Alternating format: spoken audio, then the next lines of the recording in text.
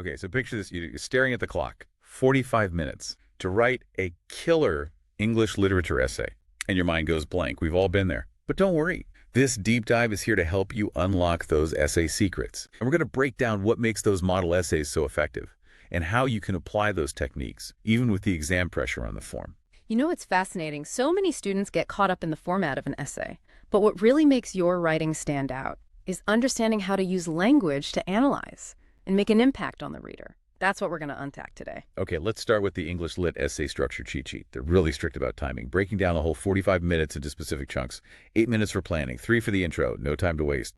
But 8 minutes for planning, that feels a bit rushed to me. Is that even enough time? You'd be surprised how much you can achieve when you're focused. It's about having a clear roadmap before you start writing.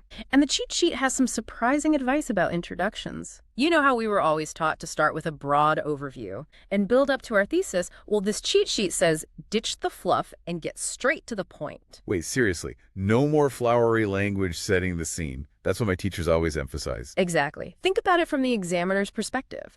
They're reading tons of essays. They want to see a clear argument right away, not spend precious time wading through paragraphs of background info. The key is to capture their attention from the get-go with a strong thesis statement. Okay, I see the logic there. It's all about efficiency. But let's move on to the model essays. These are the examples CathayStudies provides of top-notch analysis right.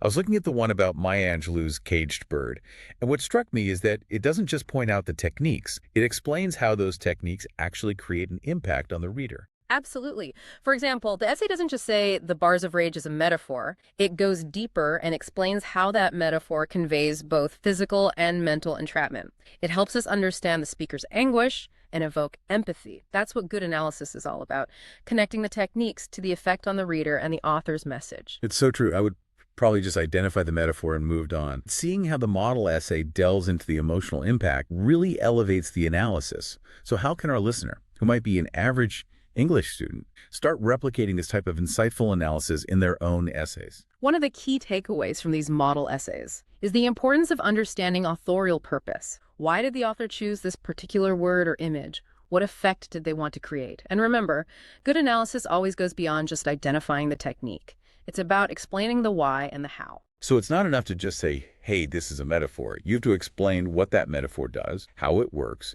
and what it reveals about the author's message. That makes sense. Now, there's this other cheat sheet called English Lit Useful Phrases. It's packed with expressions for analyzing the effect of the author's choices, like visually captivating, or this reinforces that. But isn't memorizing a bunch of fancy phrases a bit of a shortcut? You're right to be cautious. The goal isn't to just throw in big words or sound impressive. The key is to understand the thinking behind those phrases. They represent a way of approaching analysis, a focus on how language creates mood imagery and argument. So it's more about internalizing that analytical mindset than memorizing a script right. Because if I just throw in a fancy phrase without understanding why it's relevant, it's going to sound hollow. Exactly. These phrases are tools to help you articulate your analysis more effectively. They're not magic bullets. You still need to do the heavy lifting of understanding the text and the author's choices. Okay, so let's say I'm looking at the model essay for Sonnet 43 by Elizabeth Barrett Browning. How does that essay go beyond just identifying literary devices and move into that deeper level of analysis? That essay does a fantastic job of connecting those devices to both the reader's experience and the author's purpose. For instance, the repetition of "I love thee" throughout the sonnet is identified as anaphora. But the model essay doesn't stop there. It explains how that repetition emphasizes the speaker's overwhelming, even obsessive love. Suddenly, a simple technique like repetition becomes a window into the speaker's emotional state. Wow, that's so insightful. It's like they're decoding the poem for us and showing us the layers of meaning we might miss on our own. But how do we get from identifying techniques to explaining their effect in our own writing? Are there any specific tips or strategies we can learn from the model essays? One thing the model essays do really well is use specific verbs to describe the effects of literary devices. Instead of just saying, "this metaphor shows," they might say, "this metaphor emphasizes," or "this metaphor suggests," or even "this metaphor subtly undermines." Oh, that's interesting. So it's about using language that is precise and active, really digging into what that technique is doing in the text. That makes a lot of sense. It's like those effect phrases, but even more targeted and specific to the actual example you're analyzing. Exactly, and it's a skill you can develop with practice. Start paying attention to the verbs used in the model essays. Try to incorporate those verbs into your own writing. You'll find that it not only makes your analysis more precise, but it also forces you to think more deeply about the effects of the techniques you're discussing. That's a great tip. I'm definitely going to start paying more attention to the verbs I use when I'm writing about literature. Now let's talk literary devices. The literary devices cheat sheet you shared is super helpful for defining those terms. But I think we both agree that it's not enough to just know the definition of a metaphor or a simile. We need to understand how and why authors use them. Absolutely. Knowing the name of a literary device is just the first step. The real skill lies in understanding why the author chose that particular device. How does it contribute to the overall meaning of the text? What effect does it have on the reader? For instance, take a look at the caged bird essay again. The contrasting imagery of the free bird and the caged bird isn't just there for decoration. It reinforces the theme of freedom and oppression, creating a powerful visual representation of the speaker's longing for liberation. That's a great example. It's like the model essay is showing us how to connect those dots. Yeah. Between the device, the effect, and the message. It's not just about identifying, it's about interpreting. But let's be real. Writing a great essay in 45 minutes, that's a lot of pressure. I'm starting to feel a little overwhelmed just thinking about it. It's understandable to feel overwhelmed, but remember, these model essays weren't written under exam conditions. They're meant to be examples of ideal analysis, something to strive for. And even if you can't replicate their level of detail in a timed setting, the key is to apply the same analytical thinking and strategies they demonstrate. So how do we do that? How do we stay focused and efficient when the clock is ticking?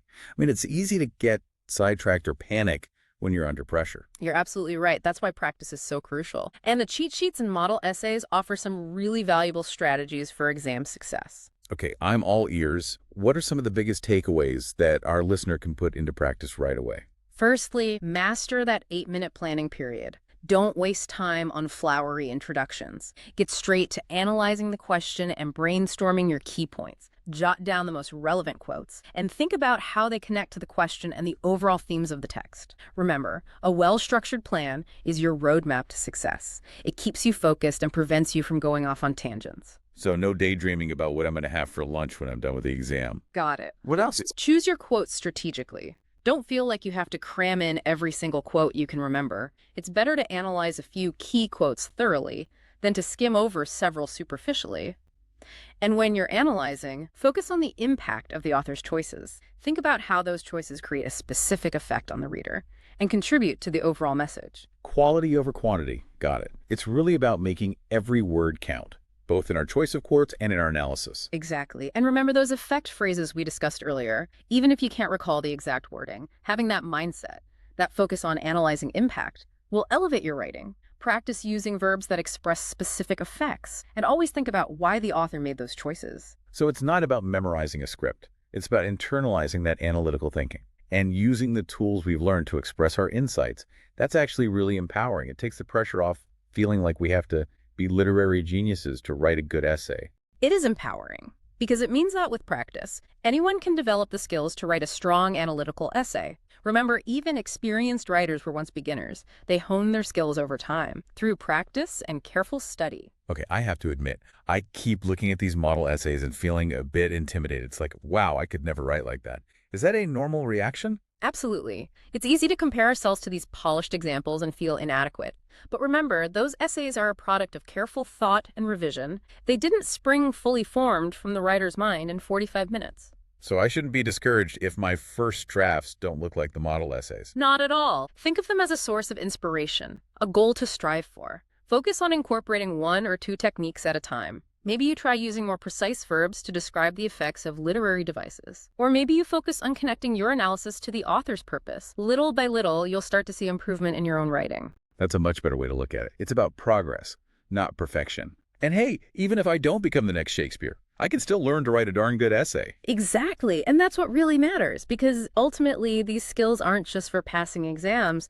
They're about developing a deeper appreciation for literature and the power of language. I'm feeling inspired. It's like you've given me a secret decoder ring for English literature. Now, before we wrap up, is there anything else from these CathayStudies resources that really stands out to you? Any last nuggets of wisdom for our listener who's gearing up for that English Lit exam? You know, one thing that impressed me about the model essays is how they weave in context without getting bogged down in historical details. They manage to connect the text to the author's life or the time period in a way that feels natural and insightful. Oh, that's a good point. Like in the caged bird analysis, they mention the civil rights movement, But you don't go off on a history tangent. They just make a subtle connection between the poem's themes and the social context in which it was written. Exactly. It's about adding another layer of meaning without losing sight of the poem itself. It shows a deeper understanding of the text and how it connects to the wider world. And I think that's a valuable skill, even beyond literature essays. Being able to connect ideas to see the bigger picture, that's something that will serve you well in any field. So true. It's all about making those connections and understanding the nuances. But let's bring it back to our listener who's prepping for that English Lit exam. What's the one key takeaway they should remember when they're staring at that blank page, feeling the pressure of the clock ticking away? Don't look at those model essays with intimidation, but with curiosity. Ask yourself, what one technique from those essays will I try in my next practice essay? Pick one thing, master it, then move on to the next. It's like leveling up your essay writing skills one step at a time. I love that. It's about breaking down this seemingly huge task into manageable steps. Focus on one technique, practice it, make it your own, and then add another tool to your arsenal. And remember, as you said earlier, even average is just a starting point. With practice and analysis, any writer can improve. Absolutely. And the more you practice, the more confident you'll become. You'll start to see those patterns in literature, understand those nuances, and be able to express your insights in a clear and compelling way. Well said. And hey, if you're looking for more amazing resources like the ones we've been discussing today, be sure to check out CathayStudies. They've got a treasure trove of helpful material for English literature and beyond. It's been a pleasure diving deep into these essays with you. And to our listener, I want to say, believe in yourself, keep practicing, and you'll be amazed at what you can achieve. Until next time, happy writing. Remember, the world needs your unique voice and perspective, so go out there and share it with confidence.